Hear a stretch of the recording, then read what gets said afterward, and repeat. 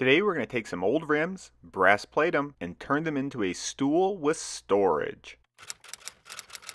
So far I've pulled about 20 old car rims out of the junk pile that surrounds my sister Jessie's house. If you haven't been watching her channel, she's actually renovating this dump and is making quite a bit of progress. The rims are covered in old paint, rust, and in some cases actually still have pieces of a tire wrapped around them. I use shears and wire cutters to remove the cables and rubber, and then use my angle grinder to cut the metal clips that were holding on the lead weights. I put a wire brush on my angle grinder and brushed away the rust and the paint. The rust came off easily, but the paint took a little more effort.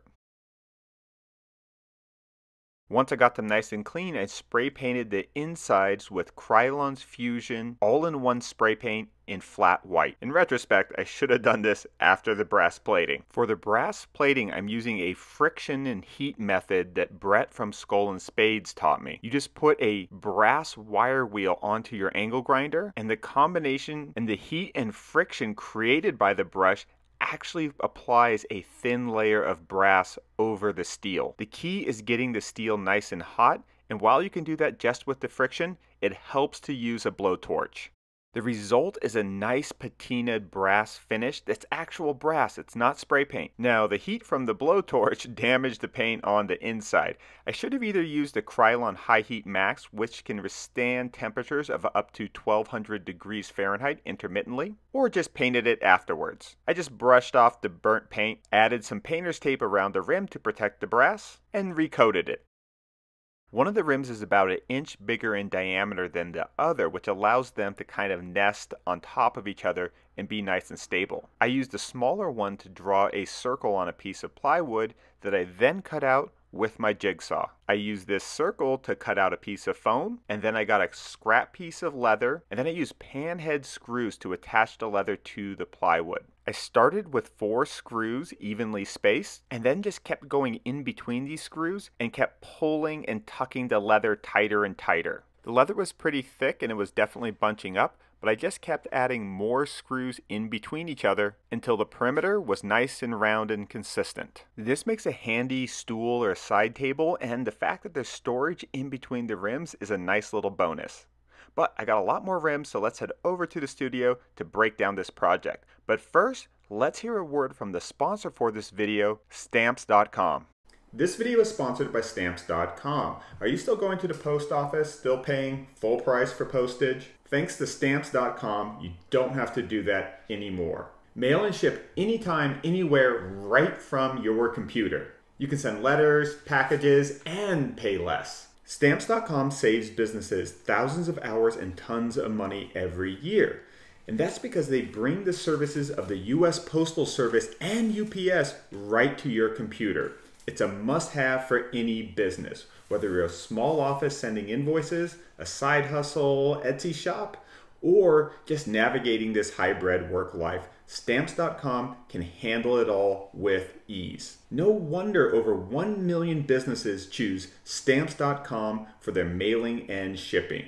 With Stamps.com, you get discounts up to 40% off post office rates and up to 66% off UPS shipping rates. Not to mention, Stamps.com is a fraction of the cost of those expensive postage meters. Print official US postage 24/7 for any letter, any package, any class of mail, anywhere you want to send it. And once your mail is ready, you can just schedule a pickup or drop it off. So stop wasting time going to the post office. Just go to stamps.com/homemademodern instead. There's no risk, just go to stamps.com/homemademodern and let's check out this special offer.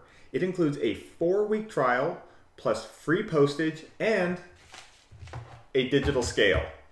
No long-term commitments or contracts. That's stamps.com/homemademodern.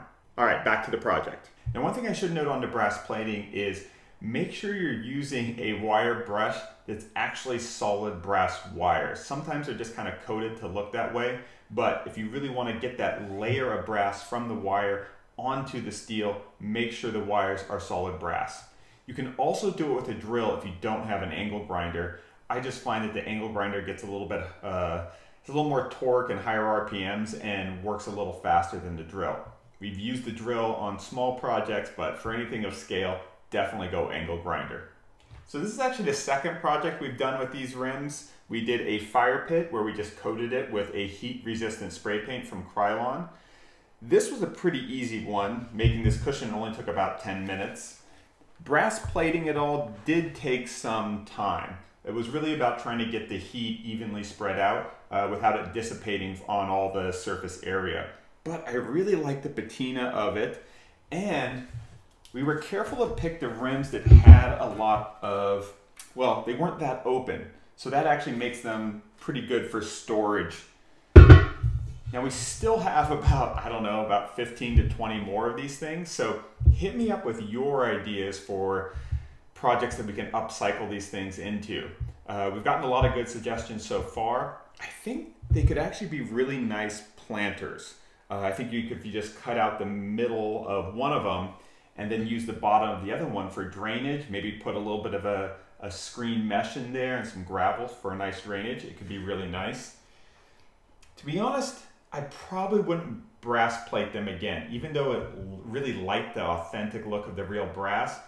Metallic spray paints are pretty good, and that would certainly be a lot more DIY friendly option. The cool thing about that is if you're doing it all with spray paint, you can pretty much make this project with virtually no power tools other than the jigsaw and the driver for putting in the screws. So I really like rims. We're going to do a lot more stuff with them, and very, very curious on what you guys sort of suggest. Over the last few months, we've been focusing on a lot of upcycling projects. Now, that's for a few reasons. One, we have all this junk in front of Jesse's house that we're trying to clear out. But two, we just think that with the cost of material prices being so uncertain these days, it's really nice to show that you can make new stuff out of old stuff. And so far, the projects have actually looked pretty good despite their junky and trashy beginnings. We're also going to increase the size of our upcycled projects. Right now we're in the middle of transforming these giant windmill blades into an outdoor dining table that's about 30 feet long. So that's been a really long process that we've been slowly working on the back burner for a while, but we're getting close, so keep an eye on this channel. Oh, and don't forget to subscribe so you'll get a notification when that goes live. But we got a lot more upcycling stuff coming, and thank you all so much for watching these videos and supporting this cause. All right, that's it. Thanks for watching. We'll see you next time.